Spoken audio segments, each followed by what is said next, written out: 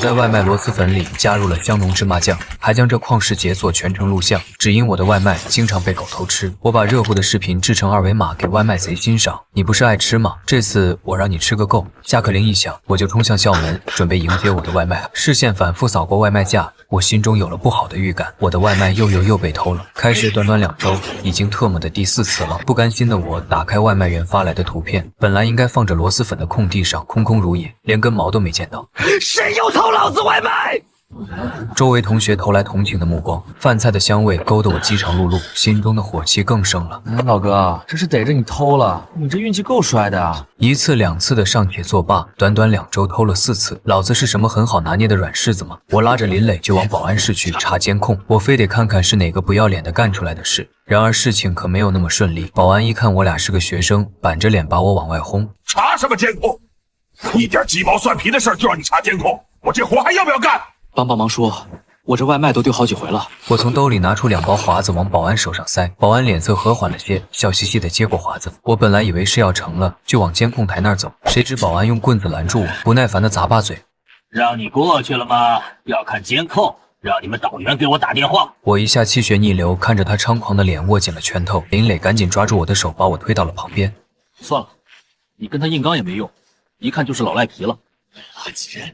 手上有那么点权利就拿来为难学生！我气不过，决定去办公室找导员，让他帮忙给保安打个电话，让我查监控。我们导员正在孕期，听到我外卖被偷了，满口答应帮我打电话。导员，你都不知道，这小子太帅了，上次被偷了酸辣粉，这次又被偷了螺蛳粉，倒霉透了。什么时候被偷的？被他这么一问，我就像倒豆子一样大吐苦水，把点的种类和时间全告诉他。谁知导员收起了手机，换了一副面孔。行了，你们等我通知。我愣了一下，和林磊面面相觑。导员，不是说好帮我们打电话吗？你们耐心一点，这个事情我一定会有结果给你们。不是导员，我已经被偷。你们不要那么急躁，我们也要保护同学们的隐私，你们也要体谅一下怀孕的我。他拿起手机示意我们回宿舍，我只能和林磊走出办公室。一路上我越想越不对劲。不是林磊，你不觉得奇怪吗？导员怎么好好的就改变主意了？谁知道呢？自认倒霉吧。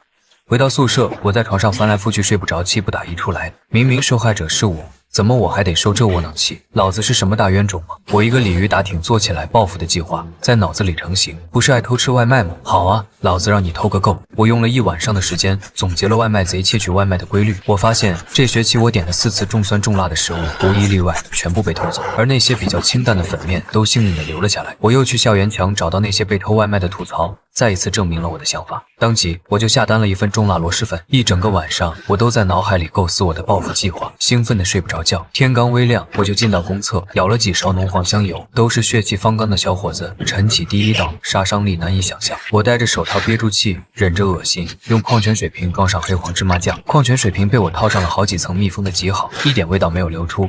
竟然想出那么个狠招！外卖贼今天要偷到你的外卖，那可是中大奖了！我眼里闪着兴奋的光，巴不得中午快点到来。这次我特地早早等在校门口，拿到重辣螺蛳粉的第一时间，我就钻进厕所。螺蛳粉的臭味和神秘场所的味道完美的融合在一起，一打开矿泉水瓶，香油和芝麻酱的味道直冲脑门，惹到我干呕好几下。我还把螺蛳粉翻搅了几下，确定融合均匀后，才盖上盖子。林磊举着手机记录全程，我把螺蛳粉放回到外卖架子上，兴奋的搓手。今天是周6，点外卖的人不多，我这份是架子上唯一一个重辣食品，偷外卖的只要来就一定会看上它。我和林磊站在稍远的地方，假装在聊天，眼睛观察着每个拿外卖的人。拿外卖的高峰期一过，人变得稀稀拉拉起来。林磊等得有点着急，这小偷今天该不会不来吧？我沉着性子让他再多等等。别急，再等等，他就算今天不来，我明天也会继续蹲他。话音刚落，我就看见一个人慢悠悠地走到外卖架上，左看右看，动作可疑。因为站得远，我看不清那个人的样子，但觉得他的形态有点奇怪，穿着打扮也与高校学生不同。我屏住呼吸，静静地看他的动作。这人环顾周围一圈后，手向外卖柜上伸去，他拿向了我的豪华螺蛳粉。我再也压抑不住满心的激动，大跨步朝他走去。他娘的，老子终于抓到你了！我本想看看是哪个穷的饭都吃不起的学生干这种不要脸的勾当。正当我准备抓住他好好教训一番的时候，那个人的头转了过来，我一下子愣住了。这他妈哪是学生，分明是一个老奶，是我们辅导员的妈。我浑身直冒冷汗，林磊也僵在我旁边。我靠，你这小子这回是碰上硬茬了。老奶看了我们一眼，大摇大摆地走了过去。我脑子转得飞快，这老太固执无理。好几次我去找导员签请假条，她都在旁边骂骂咧咧，怪我影响她女儿休息。看在尊老爱幼的份上，我也没有跟她计较。林磊同情地揽住我的肩，难怪辅导员当时不肯给你查，看来是猜到是自己妈了。我气抖冷，一时不该如何发泄。导员自从怀孕后就转变了口味，我好几次在螺蛳粉店看见她排队，可我实在想不通，她一个体面的大学辅导员，到底为什么要靠偷外卖吃饭？林磊幸灾乐祸地看着我，我老早就看那女人不爽了，有点破权力就为难学生。上次我肚子痛得要死，找她请假，她居然说还没死就能上课，这下也算是报仇了。想到上次在办公室他对我的态度，我就气不打一处来。偷外卖贼就该受到惩罚，老子管他是谁！我在外卖架上贴了一个二维码，上面写着大字“外卖贼”。我在你偷的外卖里加了点料，扫码观看全程哈，不用谢谢烟。扫开二维码就是我加料的全过程。我等了40分钟，估摸着这点时间够把螺蛳粉吃完，才给辅导员打去电话。导员，我外卖又被偷了，我实在忍不了了，我要报警！屁大点事儿还要报警？多大的人了还浪费警资源？我不同意。导员，我也没办法，要不您过来帮我解决吧，不然我就真报警了。我没给他说话的机会，火速挂断电话。林磊给我竖了个大拇哥，我让他先回宿舍，不想连累到他，独自等着辅导员。很快辅导员就匆匆赶来了，他一脸青涩不满地看着我。你别太过分了，外卖被偷了再点不就好了？大中午的折腾谁呢？他妈也跟在他身边，一脸不满。我顺从的点点头，一脸诚恳。导员，我刚一想也是，小事情而已，实在不应该麻烦你。见我如此识趣，辅导员愣了一下，满意的点头。我话锋一转，毕竟我看着他笑。我在这次的外卖里面加了料，还贴了二维码提供视频给外卖贼看。他要是知道了，非得恶心死，肯定再也不敢偷外卖了。导员看向我贴的二维码，脸色突然煞白。你到底做了什么？导员好奇的话，可以扫码看看，我可是拍摄了全过程。辅导员拿手机的手都有些颤抖，他点开视频，手抖得越来越厉害，突然捂着嘴冲向垃圾桶呕吐。这是怎么了？导员趴在垃圾桶上，吐得根本停不下来。好一会，导员才虚弱地抬起头来，愤怒地瞪着我。你怎么能在外卖里放这些东西？导员，我是为了报复偷我外卖的人啊，你怎么反应那么大？辅导员被我噎得说不出话。哎呦，这不是我中午拿给你吃的那份外卖吗？天杀的，哪个不要脸的，居然放这些肮脏东西！我挑了挑眉，看着导员。妈，我都说了不要拿人家外卖，我让你自己去买的呀。这里那么多外卖，哪里用得着去买？我装作不敢相信的样子，捂住嘴。导员是你们妈妈偷我的外卖。导员脸色难看的不行。我本想着还要在学校生活1学期，也不是导员本人偷的，只要好好给我道个歉，我也就得饶人处且饶人了。你说话怎么那么难听？什么叫偷？我女儿是学校的老师，给这些学生买饭孝敬，她也是应该的。他挽起袖子，气势汹汹。就是你在坟里放的那些东西，天杀的小兔崽子！女儿要是吃出了什么问题，我跟你没完！他冲上来要打我，被我一把抓住，我的脸也冷了下来，看着导员等他给我一个说法。辅导员摸着肚子，脸色一片铁青，朝我怒吼：陈松，你要干什么？我妈就是一个老人家，她哪里懂这些？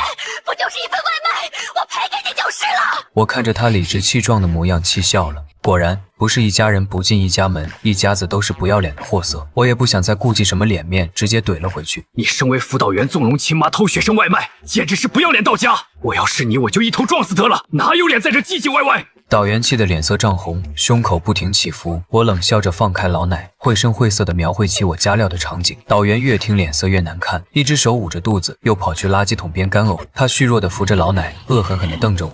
你太过分了！就算是我妈不小心误拿了你的外卖，你也不能故意报复人。你对我这个导员还有没有一点尊重？天地良心，我加料的时候可不知道是谁拿了我的外卖。不过就算知道了，我也不会手软。我翻了个白眼，我不把你和你妈偷外卖的事情曝光，就去烧高香拜佛吧。否则，要是大家都知道堂堂导员偷学生外卖，我倒要看看你的脸往哪里喽。我懒得理他，转身想走，导员却哎呦叫唤起来，脸色惨白，虚弱地滑到地上。他妈一把拦住我。你不许走！报警！我要报警！导员被救护车送去医院，医生给他开了检查，没有什么大碍。警察也来了，他妈抓住我的手，疾言厉色地对我大吼：天杀的小兔崽子！我女儿和宝贝外孙要是有事，我要你偿命！这里是医院，注意素质。警察同志，我小信物拿了他的外卖，他竟然在外卖里放排泄物！哎呦，我可怜的女儿吃了那些肮脏东西，她还怀着孕呢！警察看向我，我耸了耸肩，拿出订单记录，告知警察他妈所谓的错拿已经是第4次了。警察什么地痞无赖没有见过，这一下就了然于心。隔在我和老奶中间，您这么大年纪了还偷拿人学生外卖，您女儿还是辅导员，传出去多丢人！这种调解案件用不着大动干戈，警察打算劝慰2句就走，没想到辅导员却不依不饶起来。陈松啊，陈松，你这书真是读到狗肚子里去了！竟然敢恶意报复同学老师，我今天非得给你点颜色看看！我就发表白墙让大家评评理，这件事让大家看看，到底是辅导员偷外卖的错，还是我维护自己利益的错？没素质的导员带着没素质的妈，真是开眼了。他连话都说不出来，眼看就被气狠了。导员气得胸口起伏，手指颤抖着指着我。警察让我少说2句，我懒得跟一个女人计较，转身想走，谁知导员竟然拦住警察，双眼通红，指着我：警察同志，他在外卖里投毒，蓄意谋害，你们不能就这样让他走。好大一顶帽子，我真佩服他的厚脸皮。人至贱则无敌，我在我点的外卖里加料，也能被他说成投毒。我点的外卖我爱加什么加什么，你要是不拿你也吃不到啊。可辅导员却非要警察给他一个说法，这顶帽子扣下来了，警察就不能息事宁人了，眼神复杂的看着我，不管后续走向如何，总归要带来不少麻烦。你现在跟我和我妈道歉，求求我，我还能大发慈悲放过你。我毕竟是你的导员，大人有大量。他盯着我的脸，期待从上面找到害怕的神情。我扑哧一声笑了出来，用看白痴一样的眼神看他。警察同志，我可什么都没有干，您可以看视频。林磊给我拍的视频很清晰，一镜到底，没有任何作假的可能。我从厕所提出加料螺蛳粉后，就丢进了垃圾桶。放在外卖架上的那份是全新的。我视频只是拍了恶心人的，你吃的那份螺蛳粉，我可是碰都没有碰过，别想扼手。导员不可置信地指着我：你怎么有那么多的心思？你怎么那么恶毒？你居然故意吓我女儿！我老婆子跟你没完！行了，既然他什么也没有干，就构不成投毒这一说。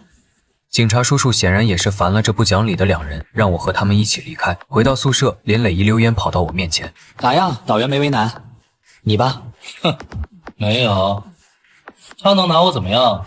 本来就是他的错。哼，我既不考公又不考研，既不拿奖学金又不评优评先。辅导员手上那点小小的权利对我来说就是个屁，井水不犯河水的也就罢了，他要是再敢招惹我，我非把这件事闹得人尽皆知。林磊嘿嘿一笑，要我打游戏。没一会儿我就把这件事抛之脑后。后面的2个月，我和导员都没有接触，风平浪静的，都让我有点不安。林磊也察觉到不对劲，那老妖婆和他妈就这样放过你了？我也没再多想，只当他是怕我把事情闹大，才选择息事宁人。临近毕业，学校的事情多了起来，班级频繁召开班会，辅导员经常内涵我，刻意找我茬，就连我在班会上拿手机看个时间，他都要走到我身边阴阳怪气。有的同学都快出社会了，还不懂怎么做人。老师在台上讲话，他在台下玩手机，一点礼貌都不懂。就连我身边的朋友都看出不对劲，发消息问我：你跟导员咋了？他怎么老抓着你？林磊也无语的翻着白眼：谁他妈还管大学生玩手机啊？真把自己当根葱了。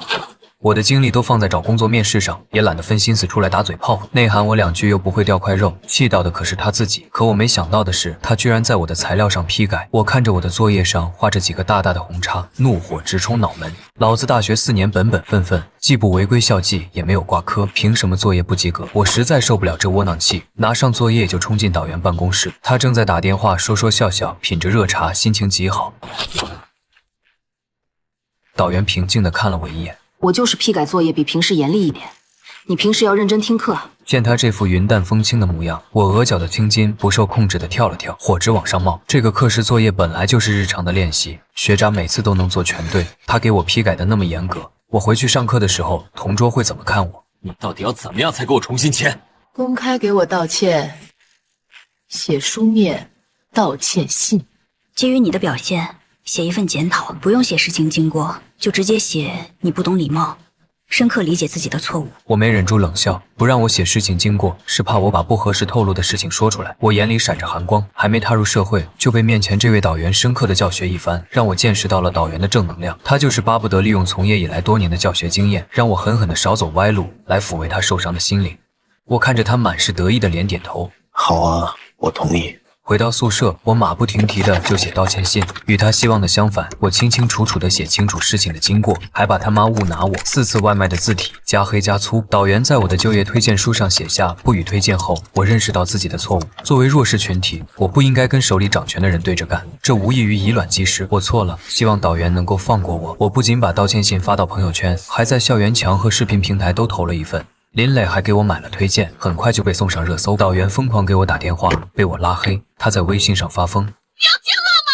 已经有媒体关注这件事了，请您立刻删除，不然会影响你的学业进度。你自己考虑不周也就算了，你不怕影响你的舍友吗？”哟呵，威胁我！我把这些信息截图又发了出去，一时掀起千层浪，广大大学生彻底炸开锅。都有多大权力啊？敢这样威胁学生，不把我们大学生当人啊！好好一导员，竟然纵容自个儿妈偷学生外卖，丢死人了！我们一起给他校长打电话，这要是不处理，这所大学也可以拉进黑名单了。这事彻底被闹大，短短10几分钟已经获得数十万转发。由于我把手机关机，校长亲自来宿舍找的我。或许是知道了我是个硬茬，他笑容和煦，说要跟我谈谈这件事。我本来的目的也是为了把事情彻底解决，自然同意。辅导员在校长办公室，眼睛哭得红肿，眼里满是恨意。校长表面上都是诚恳，说了些官方的场面话，还是希望我能和辅导员和解。删了帖子，我开门见山：校长，我是不可能删帖的。我知道这是你受委屈了，是陈老师做的不对。小陈，快给你学生道歉！想必是校长提前做过思想工作。导员低着头，声音微弱地说了句对不起。你看你导员也跟你道歉了，他现在身体情况特殊，你一个男子汉能不能退一步，别计较了。不行，校长脸色沉了下去。校长，我本来没想把事情闹大，是导员一而再再而三地找事，利用手上的权力刁难我，现在一句轻飘飘的道歉就想把事情揭开。舆论也是站在我这边的，我的诉求就是把他开除，其他免谈。帅啊！事态逐渐火热，有不少正义人士到我们大学门口，逼着学校给交代，还有好心人私信我，教我如何保护自己，不被学校压迫。迫于舆论压力，学校很快就贴出公告，导员被开除了。与此同时，我也收到了一家上市公司给我发来的消息，我被聘用了。好消息接二连三，我大手一挥，请林磊去吃饭。在路上碰到了正在从教师宿舍里搬出来的导员，他妈一边收东西，一边骂骂咧咧：“破烂娃子那么恶毒，家里肯定没有爸妈教。”缺教养的东西！我从旁边走过，凉凉地看着他。老奶，说话留点德，你女儿落得个丢工作的下场，可都是你害的。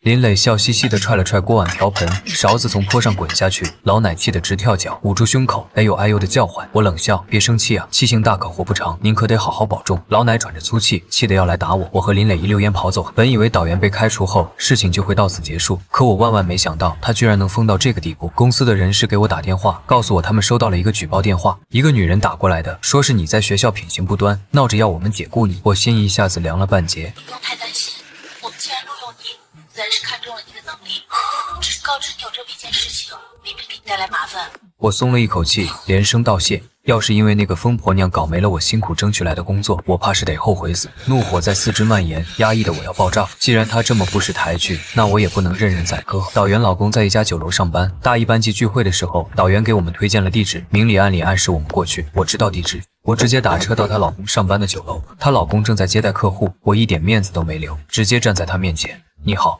你是张桂凤老公吗？我冷笑着坐在沙发上。你老婆和丈母娘不仅数次偷我外卖，还打电话到我入职的公司举报我，你管不管？见我一副闹事的架势，他的顾客连忙拎包走人。老板狠狠地剜了他一眼，笑容洋溢地凑上来：“这位先生有什么事？这是我和你员工的私人矛盾，他老婆严重影响我的生活。既然不让我好过，我也没法让你们一家好过了。”男人的脸色难看到极致，陪笑请我出去说，我自然不肯，就以顾客的身份坐在店里不走。老板沉下脸，厉声命令导员老公火速解决，否则明天就不要再来上班。导员老公脸色铁青，陪着笑脸好说歹说，答应我一定会回去问清楚他老婆，我才肯起身走人。我要的就是挑起家庭矛盾，一个道德败坏又失业的女人，还带着一个难搞的妈，本来在婚姻里就处于下位，更别说现在还影响到老公的工作了。果不其然，第二天导员就气急败坏的给我打来电话，我看都没看就拉黑，这么点震慑可不够。当天傍晚，我又来到导员一胎女儿上学的幼儿园，导员来接孩子的时候，我正拿着糖逗他女儿玩，导员脸色瞬间煞白，三步并作两步，一把扯过女儿，歇斯底里的朝我大吼：“你要干什么？”今天刚好有空，顺路路过这里，就跟你女儿玩了一下。你为什么要去找我老公？为什么要找我女儿？你想干什么？我眼睛微眯，笑容变得危险。我也想问问，您打电话找我公司的人事是要干什么？您还怀着孕呢，怎么干点缺德事儿呢？你活该！你这样的人凭什么找到工作？我警告你，不许再去找我老公，不许来找我女儿！小女孩被吓得大哭，我丝毫不惧，嘴角笑容变冷。我劝你闭上嘴。我知道你家在哪，知道你老公在哪上班，也知道你女儿在哪上学。导员脸上血色褪尽，我气定神闲。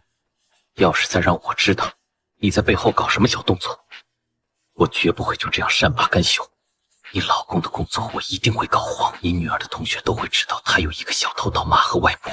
不仅如此，你们去哪儿我去，我保证你们全家不会有一天安宁的日子。导员颤抖着嘴巴不说话，我知道他害怕了。我光脚的不怕穿鞋的，一份工作而已，没了再找就是。就算找不到，我爸妈也养得起我。可他不一样，他没了工作，老公是家庭唯一经济收入来源，被我昨天这么一闹，回去怕是大吵了一架。更何况他自己在校园工作过，知道被孤立对学生的影响有多大。要是让旁人知道女儿有个丢人现眼的家长，怕是没有人会愿意再跟她玩。我蹲下身子摸了摸小女孩的头，把糖给她，一下子就把她逗笑。我冷淡地瞥了导员一眼，转身离开。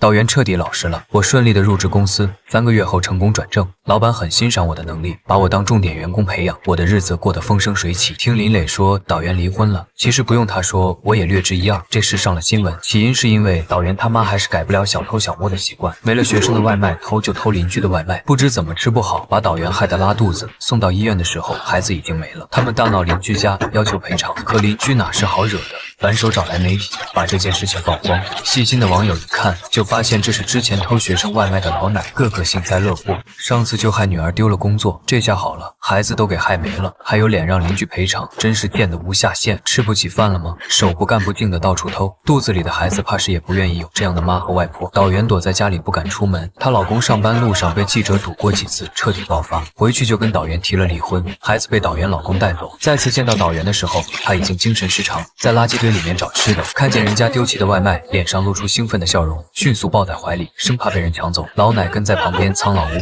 不停拍着大腿喊着造孽。我淡淡的收回目光，他们有什么下场都是咎由自取，不值得同情。我走进店里，林磊早就开好了酒。兄弟，干杯！